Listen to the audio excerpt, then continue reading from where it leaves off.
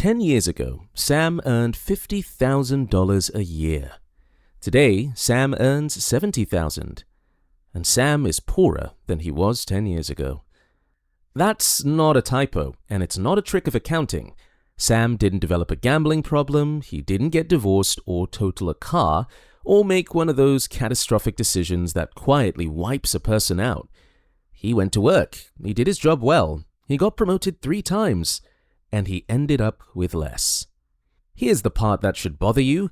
Nobody did anything wrong. Let's go back to the first raise. You know this moment even if it's never happened to you, because you've imagined it.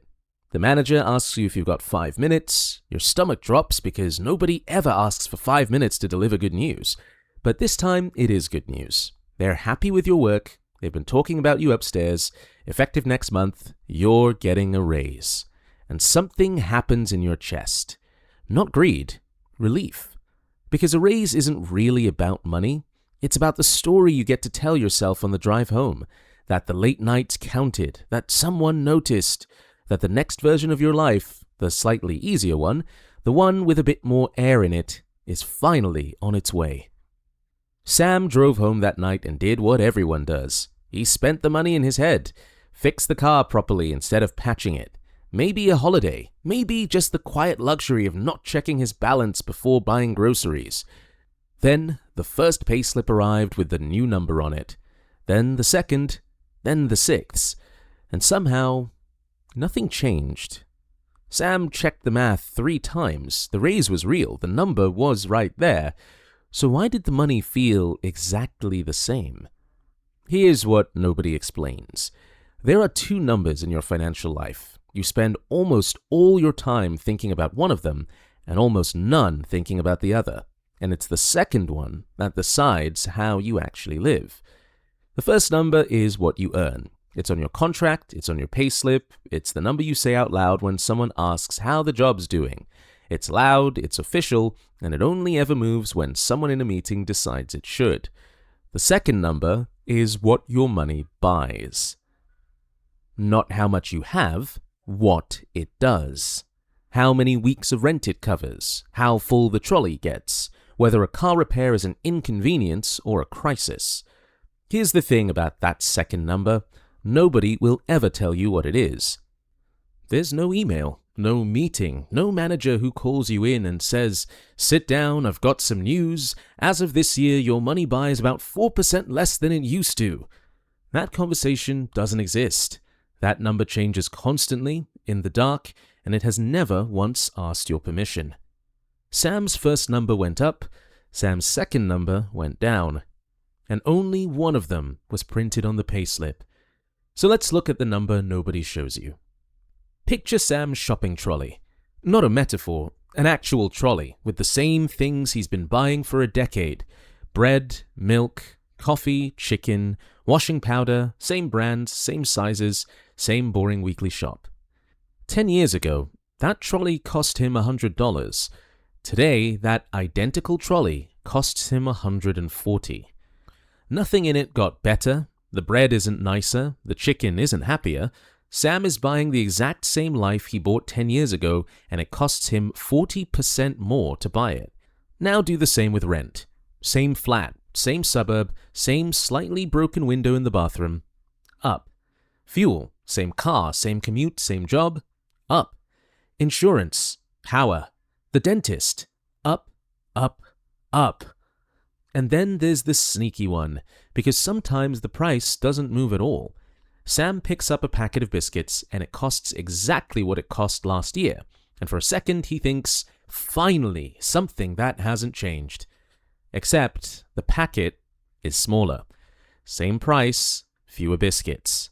The number lied and the packet told the truth. That's what makes this so hard to see. Prices don't rise all at once on a set date with an announcement. They drift. One item this month, another next month, and a slightly smaller packet after that. Each change on its own is far too small to be worth mentioning to anyone, which is exactly why nobody mentions it. Now let's put the numbers side by side, because this is where it stops being a feeling and starts being arithmetic. Sam's raise that year was 3%. The things Sam buys got about 5% more expensive. So run it honestly.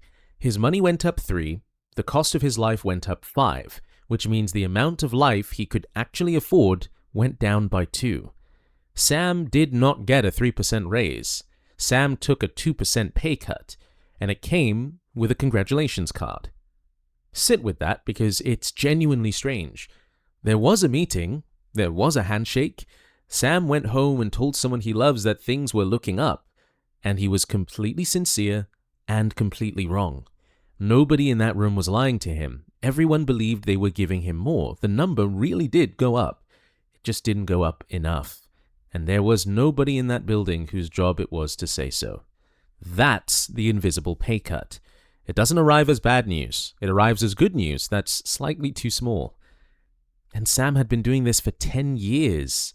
Once a year, every year, a raise, a little too small, a quiet pay cut dressed as progress. Now, you've heard the treadmill comparison 100 times, running hard, going nowhere, but a treadmill isn't quite right here, because a treadmill is honest. You look down and you can see you're not moving. This is worse than a treadmill. This is a down escalator. Because Sam is moving. He genuinely is. He's climbing, he took the promotions, he took the harder projects, he answered the emails at 10 at night. Every one of those steps was real, and every one of them was paid. The number on his payslip went up and up and up. The ground just went down slightly faster. So year after year, Sam climbed and the elevator sank. And from the outside, it looked exactly like standing still. 10 years of effort, 3 promotions, 40% more money. And the same trolley, the same flat, the same tightness in the chest at the end of the month. Sam's salary grew 40%. Sam's life didn't grow at all. So why doesn't anyone see this coming? Start with the ceremony. When your pay goes up, there's a ritual. A meeting gets scheduled. Someone says your name in a positive sentence. There's a letter, maybe an email to the team, possibly a cake. The entire thing is designed to be noticed. When your money quietly loses value, there's nothing. No meeting, no letter, no cake. It's the largest financial event in most people's year, and it arrives with no ceremony whatsoever. Then there's the timing.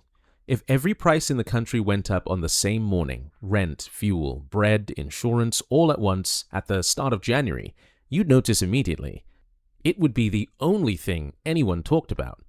Instead, it dribbles out across 12 months and 1,000 small purchases, each one far too minor to complain about. And then there's the part that really does the damage. Everyone around you is going through it too. Sam's friends are also getting small raises. His friends were also finding the weekly shop a bit heavier than it used to be. Nobody's life was visibly falling apart, so the whole thing registered not as a problem, but as a mood. Just how it is now. Everything's expensive. What can you do? When everyone's losing at the same speed, losing feels like normal. It wasn't a conspiracy. Nobody was hiding this from Sam. It was just quiet. So let's fix the scoreboard. Here's the distinction that changes everything, and it's a simple one. There's the number you earn, and there's what that number is actually worth. What you're paid versus what you can buy. For your entire working life, almost every conversation about money will be about the first one.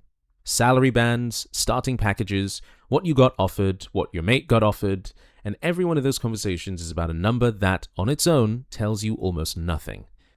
Because a big number in an expensive world is a small life, and a modest number in a cheap one is a comfortable one. The figure, by itself, is meaningless. It only means something standing next to the prices. So the question to ask of any raise isn't, how much is it? The question is, did my life get bigger or did the number get bigger? If prices rose 4% and your pay rose 4%, you didn't get a raise. You held your position. You ran hard enough to stay exactly where you were, which is genuinely an achievement, but it isn't progress, and you should know the difference. If prices rose 4% and your pay rose 2%, you got a pay cut. A polite one, a pay cut with a handshake. A raise isn't a raise until it beats the prices. Everything under that line is just a slower way of falling behind. Which brings us to the uncomfortable part.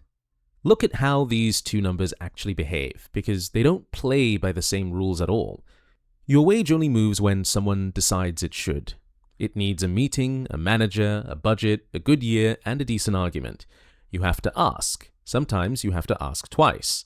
Prices need none of that. Prices rise on their own, automatically, continuously.